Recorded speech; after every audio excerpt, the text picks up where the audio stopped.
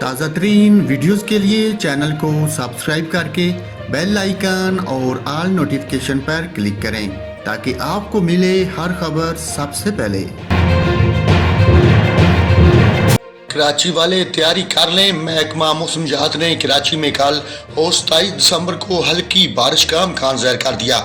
محکمہ موسمیات کا کہنا ہے کہ 28 دسمبر سے شہر قید میں سردی بھی رنگ دکھائے گی، شہر سردی کی نئی لہر کی پیٹ میں رہے گا۔ محکمہ موسمیات کے مطابق مغربی ہواؤں کا بارش برسانے والا سسٹم بلوچستان کے شمالی علاقوں میں داخل ہو گیا ہے۔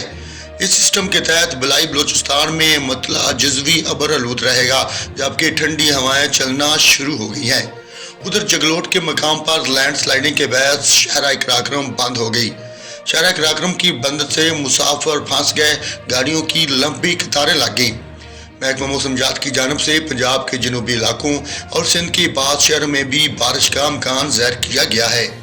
محکمہ موسمیات نے بتایا کہ گلگت بلتستان اور خیبر پختونخوا کے پہاڑوں پر برف باری کی بھی پیش گوئی کی گئی ہے۔